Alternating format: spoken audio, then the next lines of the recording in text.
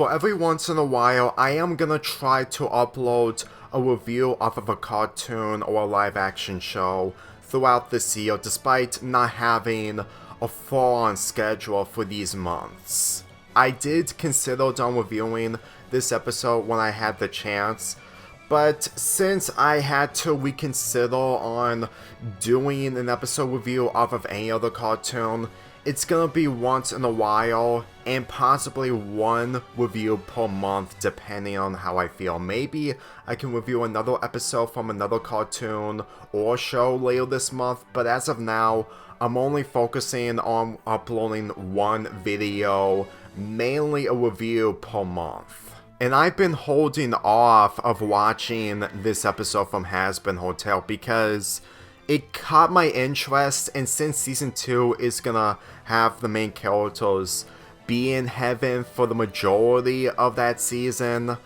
it's honestly best to talk about it now, knowing of how that this episode really surprised me. Like, there are so many surprises in this episode that I really picked the best episode to review from this show after talking about the first episode nearly 11 months ago. The main plot is that Charlie and Vaggie go to heaven to talk to Adam's manager, while the subplot, which is actually integral to the main plot, Angel Dust takes his friends to a bar for a reunion with Cherry Bomb, who is one of Angel Dust's closest friends. Sarah is the seraphim of heaven, who is also Adam's manager. Truth be told, since that we're gonna be witnessing a lot of heaven in the second season, it really gave me the understanding that she is probably gonna be the next antagonist. Granted, she's mostly the supporter of the main antagonist of the first season, but judging of how that she took heaven seriously, which comes as how heaven is operated from the meaning of this episode, meaning of how everything is explored in heaven in this episode. Because truth be told, I really feel like with everything has been explored in the first song of this episode, I can really tell onto why that they'll making the second season fully exploring on the characters when it comes to their experiences in heaven. And truth be told, if Vaggie never ever come with Charlie in this episode, then this episode wouldn't be as surprising as what I've witnessed when it comes to Vaggie being a former angel, but also a former exorcist. I have seen so many people online stated that the relationship of Charlie and Vaggie is way more toxic, but at the same time, it's also contradictory when those people who have been criticizing that ship have been pairing Charlie with other people who are way more toxic than Vaggie, who is redeeming herself to be a better person. And for me personally, after watching this episode, those people are really becoming like heaven people, but they are ending up like Adam, who ends up getting defeated in the final episode. Granted, by the time I'm recording this, I haven't watched the following 2 episodes of the season, but at the same time, I don't even need to be spoiled on the fact that the main antagonist of this season gets defeated. And when I see Angel Dust along with the other characters, after seeing their development in the last episodes, especially involving Husk and Angel Dust, it's no surprise to me that those people didn't even watch this show. But then again, it's literally the same people who didn't even watch the other shows in order to get the information on the world building and character development. Every time I look at Angel Dust in this episode after watching the previous episodes where he was the main focus, it's really no surprise that he is more than a you-know-what. And the fact that he is willing to have some downtime his own way rather than just being part of an adult film that he's always done when it comes to his boss Valentino, it really sums up that he's actually more than that person.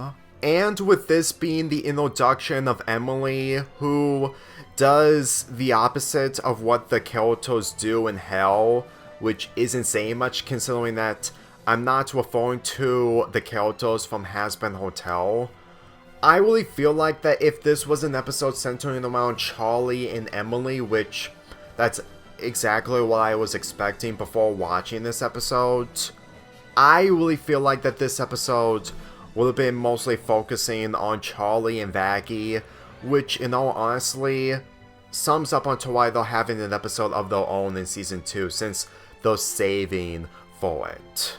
This episode does a really great job on developing Charlie, Angel Dust, and Emily's character development, knowing full well that they really contribute on showcasing that Hell isn't really a terrible place. And when it comes to Charlie and Emily working together, when it comes to the second song of this episode, which I'm gonna get to later, it made me see that Emily is willing to be an angel, but at the same time, she still sees something in Charlie that she's willing to support of. But when it comes to her mother, who is still the manager of Adam, it made me see that she's trying to do the right thing when it comes to both sides, since that she is in charge of this court. But at the same time, my statement of earlier of her possibly being the antagonist could be likely.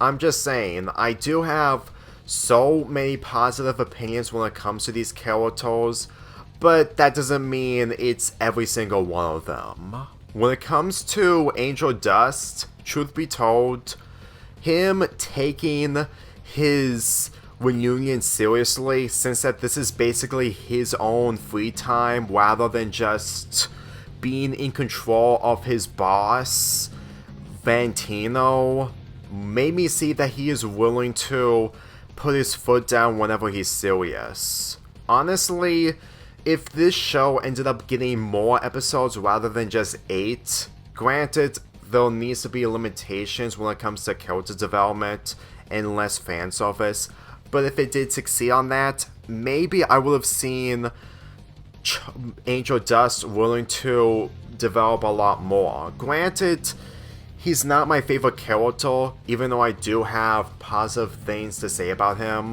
when it comes to how he's executed.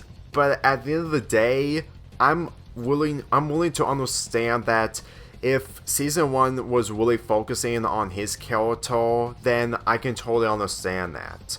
Granted, Charlie does get development along with Vaggie in this episode, which does make sense in order to have screen time for them. But that's what makes this episode really good. It has a subplot that is really integral to the main plot, and it really did a good job on pacing both plots in a more coherent way. And just seeing Vaggie, who is formerly an angel and an exorcist, in all honesty, I don't even see her as toxic while being in a toxic relationship with Charlie, because truth be told, with this taking place in Hell and this show's execution on Hell, I'm not gonna go on a temper tantrum or go on an ego trip to tweet something like this on dressing how bad this show is. Because in all honesty, despite Vaggie being a former exorcist, doesn't mean that I support exorcists when it comes to how this show is portraying it. And in all honesty, judging of how the people have been criticizing this show just are mostly focusing on fandoms, there's a reason onto why I separate fandoms from shows, and I don't really criticize fandoms from this show along with The Loud House, unless if it centers around toxicity. Truth be told, focusing on the fandom when it's being criticized, which is something that I'm honestly focusing on, is one of the reasons onto why I'm doing little videos when it comes to shows like these. Granted, there's more to the story onto why I'm not doing more of these videos when it comes to this deal, but at this point, I found this episode as an example of what I appreciate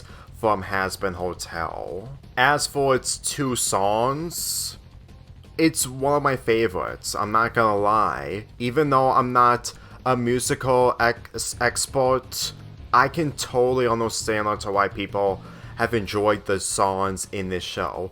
Welcome to Heaven is the introduction of Heaven, and I really appreciate how great Emily's voice is in this. Honestly, this is something you would expect Charlie to sing if she was part of Heaven as an angel rather than being the princess of hell. You didn't know?